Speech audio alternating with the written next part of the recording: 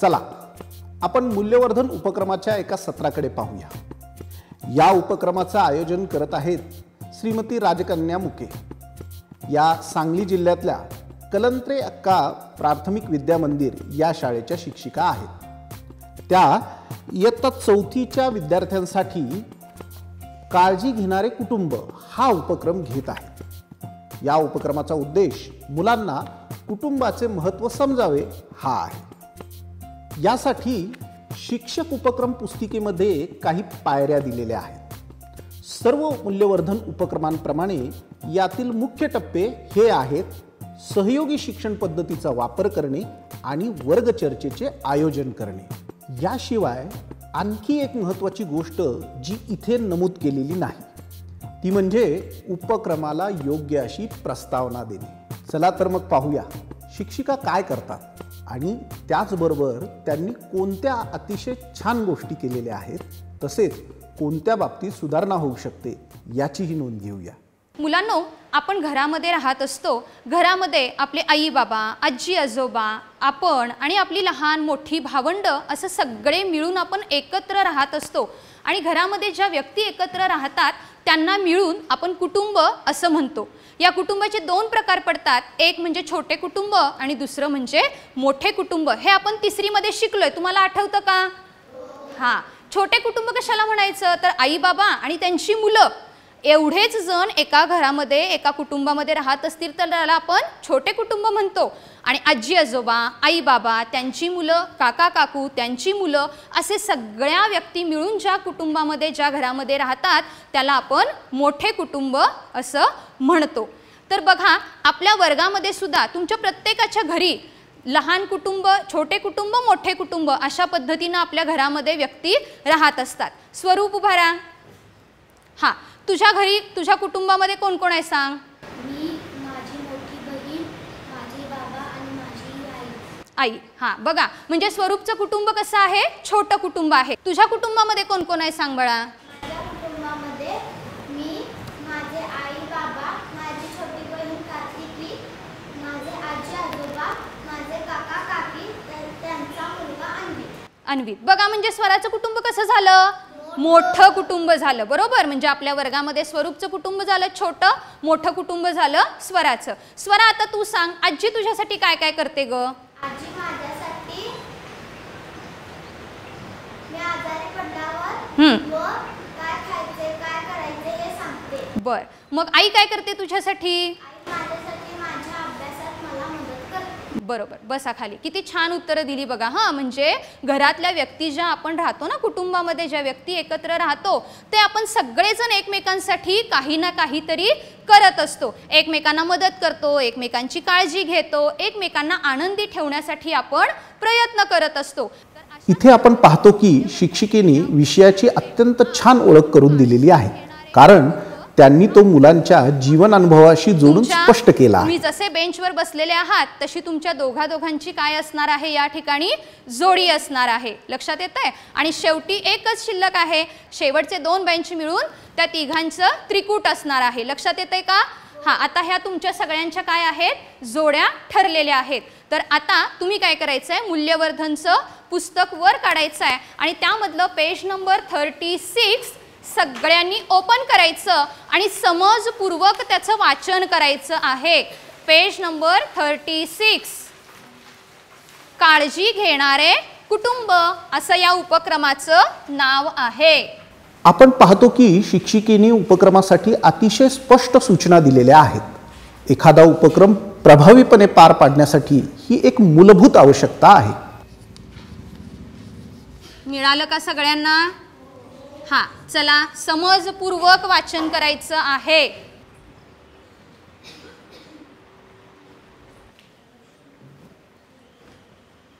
येथे लक्षात घेण्यासारखी गोष्ट म्हणजे विद्यार्थी दिलेला उपक्रम करताना शिक्षकांचा टॉक टाइम खूपच कमी आहे। अशा प्रकारे त्या खात्री करतात की विद्यार्थी जास्त वेळ स्वतः शिकण्यात, चर्चा करण्यात घालवतात, शिक्षकांच्या व्याख्यानातून नव्हे। ज्यांचं वाचून झालेलं आहे त्यांना त्या ठिकाणी जो मजकूर दिलेला आहे किंवा एक प्रसंग दिलेला आहे तो समजलाय का रे? जे काही आपण वाचलं ते समजलंय का? समजलंय ना? हां, आता बघा तुमच्या ज्या जोड्या आपण केलेल्या आहेत त्या जोड्यांमध्ये आता एक तुम्हाला प्रश्न विचारणार आहे. त्या प्रश्नावर तुम्ही काय करायची आहे? आपल्या जोडीदारासोबत चर्चा करायची आहे. माझा प्रश्न बघा आधी. प्रश्न असा आहे की दीक्षाचं जे काही हे कुटुंब आपल्याला या ठिकाणी दीक्षाच्या कुटुंबाची जी माहिती मिळालेली आहे ते दीक्षाचं कुटुंब आनंदी का आहे असं तुम्हाला वाटतं? याबद्दल आपल्या जोडीदाराबरोबर काय करायची आहे? चर्चा करायची आहे. इथे शिक्षिकेने शिक्षक मार्गदर्शक पुस्तिकेतील सूचनाप्रमाणे थिंक पेअर शेअर ही सहयोगी शिकण्याची पद्धत वापरली आहे. या पद्धतीत प्रथम विद्यार्थ्यांना स्वतः विचार करण्यास सांगावे आणि त्यानंतर जोडीत चर्चा करण्याची संधी द्यावी असे अपेक्षित असते. जर शिक्षिकेने ही पायरी काटेकोरपणे पाळली असती तर या रचनेचा अधिक प्रभावी वापर झाला असता. हां, चर्चा केली का तुम्ही एकमेकांसोबत जोडीदाराशी? हां, ठीक आहे. आराध्य सतीश पाटील आणि नमन दोघे या इकडं. हां, पुस्तक घेऊन या सोबत.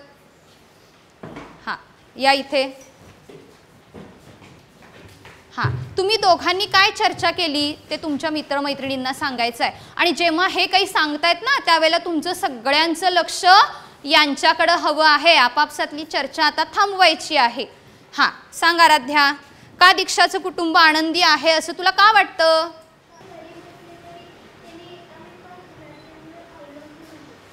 एकमेकांवर अवलंबून आहेत. बर, आणखीन ते का आनंदी आहेत असं वाटतं? हां, ठीक आहे, छान सांगितलं.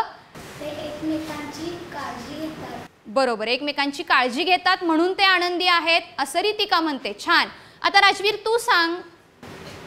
कारण ते सर्वांची मदत करतात. एकमेकांची काय करतात? ते मदत करतात, त्यामुळे ते कुटुंब आनंदी आहे. छान. हां, सानवी सांग. दीक्षाचं कुटुंब का आनंदी आहे असं तुला वाटतं? ते एकमेकांना मदत करतात व एकमेकांवर अवलंबून आहेत म्हणून.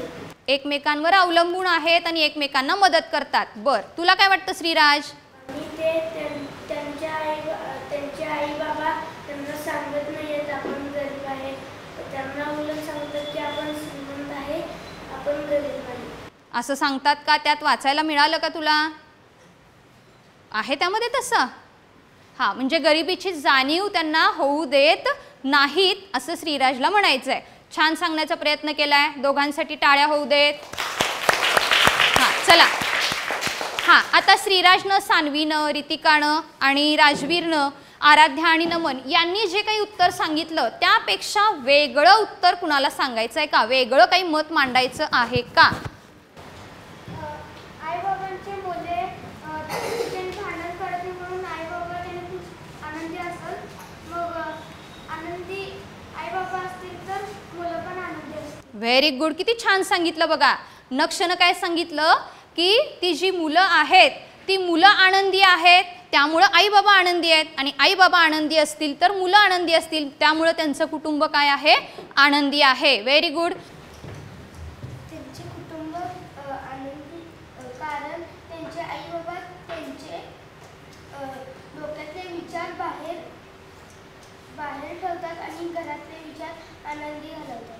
हां, त्यानं सांगितलं की दिवसभर आई बाबा जे काही काम करतात ते कामाचे जे विचार आहेत ते बाहेरच ठेवून ते घरामध्ये येतात. घरामध्ये आल्यानंतर घरातलेच विचार त्यांच्या आईबाबांच्या डोक्यामध्ये असतात त्यामुळं ते कुटुंब काय आहे? आनंदी आहे. दीक्षा तिच्या लहान बहीण भावंडांना सांभाळते आणि जेव्हा ती मोठे होतील तेव्हा ती आता जशी त्यांना सांभाळते तशीच ती मोठे सांभाळ असे त्याच्या आई बाबांना वाटते. Very good. किती छान सांगितलं बघा. दीक्षा तिच्या लहान भावंडांची, आई बाबा कामाला गेल्यानंतर दीक्षा तिच्या लहान भावंडांची काळजी घेते. मग त्या पद्धतीनं ती जरी मोठी झाली तरी सुद्धा दीक्षा काय करणार आहे? ते एकमेकांना सांभाळणार आहेत आणि हे बघून आई बाबांना खूप आनंद होत असणार आहे. Very good. छान. हां बाळांनो, आता आपल्याला एक कृती करायची आहे. तुम्हाला चित्र काढायला सगळ्यांना आवडतं? आवडतं. हां, ड्रॉइंग नोटबुकमध्ये आपण काय करायचं आहे? आधी समजून घ्या आणि मग करायचं आहे बरं का. बघा, तुमच्या कुटुंबामध्ये ज्या व्यक्ती राहतात ना त्यांचं चित्र तुम्हाला काढायचं आहे आणि त्या चित्राखाली त्यांचं नाव लिहायचं आहे. आणि तुमच्या घरातील व्यक्ती एकमेकांना आनंदी ठेवण्यासाठी काय काय करतात ते सुद्धा तिथंच खाली एकेका वाक्यामध्ये लिहायचं आहे. इथे शिक्षिकेने विद्यार्थ्यांना पुस्तकात काढायला दिलेल्या घ्या. सूचनेनुसार कार्य करायला सांगितले. या संदर्भात आपण शिक्षक मार्गदर्शक पुस्तिकेतील पायऱ्यांचे अनुक्रमाने पालन करण्याचे महत्त्व अधोरेखित करू इच्छितो. या पायऱ्या काळजीपूर्वक डिझाईन केलेल्या असतात, ज्यामुळे विद्यार्थी विषयाशी संरचित पद्धतीने अधिक गुंतलेले राहतात.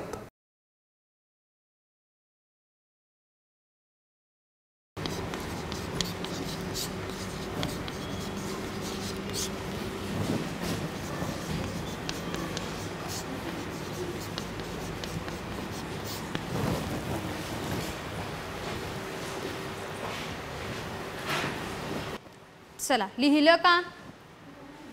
घरातील कुटुंबातील व्यक्ती एकमेकांना आनंदी ठेवण्यासाठी काय काय करतात? आई काय करते? बाबा काय करतात? तुम्ही काय करता? एकेका वाक्यामध्ये लिहायचं आहे.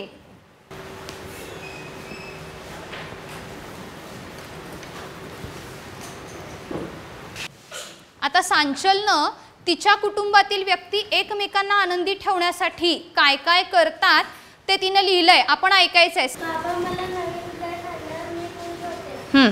आई मला झणझण खाऊ केली तर मी आनंदी होते. आजीने छान छान गोष्टी सांगितल्यावर मी आनंदित होते. तू काय करतेस? तू काय केल्यानंतर घरातले व्यक्ती आनंदित होतील ते सांग. मी माझ्या शाळेतल्या गोष्टी घरात सांगितल्यावर आई बाबा सगळेजण खुश होतात. बाबा मला हवे ते देतात. माझी आई मला चित्रकलेत मदत करते. माझं वक्तृत्वकलेत पहिला नंबर आला तेव्हा माझे आणि माझे बाबा खूप आनंदी झाले. विशिष्ट प्रसंगी माझे बाबा मला भेटवस्तू देतात. भेटवस्तू देतात, त्यामुळे मग कुणाला आनंद होणार आहे? भेटवस्तू मिळाल्यावर आराध्याला आनंद होणार आहे. व्हेरी गुड, छान. आता काय करायचं आहे बघा, तुम्ही एकमेकांना जोडीदाराबरोबर चर्चा करायची आहे की तुमच्या घरातल्या व्यक्ती एकमेकांना आनंदी ठेवण्यासाठी काय काय करतात. एकदा यानं सांगायचं, मग तिनं सांगायचं. या पद्धतीनं चर्चा करा, बघूया जोडीदाराबरोबर. हां, चला, एकमेकांना आपल्या घरातल्या लोकांबद्दल सांगा बरं, चर्चा करा. प्रत्येकानं सांगायचं बरं का आपल्या जोडीदाराला आपण काय लिहिलंय ते, आणि दुसऱ्याचं पण ऐकून घ्यायचं. चला, दोघांची होऊ दे चर्चा. सांगितलं? हां,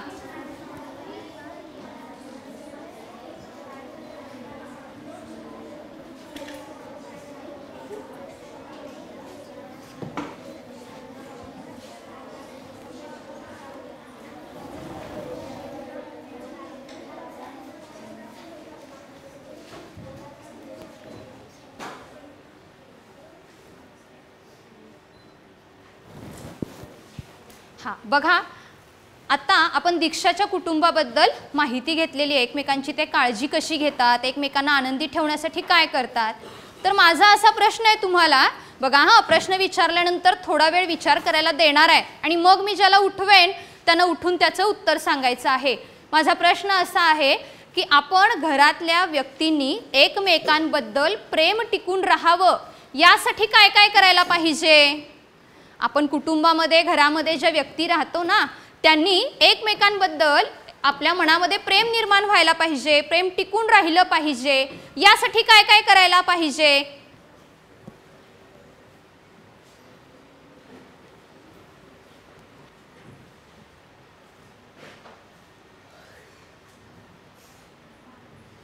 हां, ऋतुराज.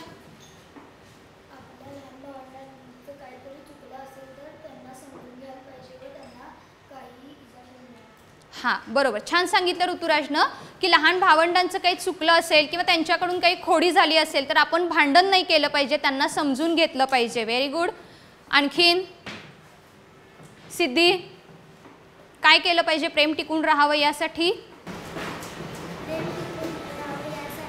प्रत्येक क्षण घरातील कुटुंबांना सांगून त्याचा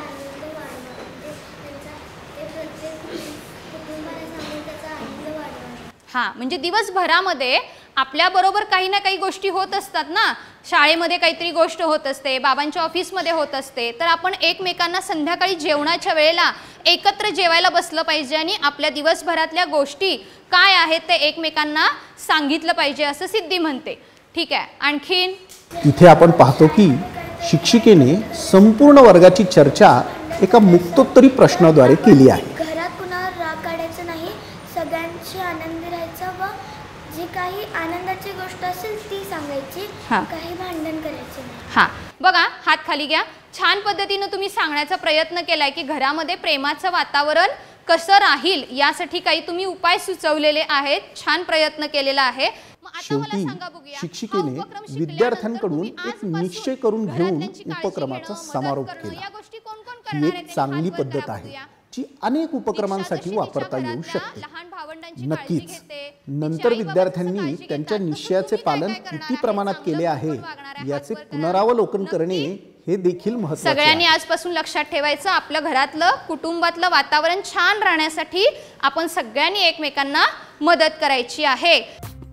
या प्रकारे आपण एक पूर्ण मूल्यवर्धन उपक्रम पाहिला, जिथे काही भाग आपल्या वेळेच्या कारणास्तव एडिट केला होता. आम्हाला आशा आहे की या व्हिडिओद्वारे आपल्याला मूल्यवर्धन उपक्रम कसा आयोजित करायचा याबद्दलची चांगली समज मिळाली असेल. तसेच उपक्रम अधिक परिणामकारक करण्यासाठी काही टिप्स देखील मिळाल्या असतील. धन्यवाद.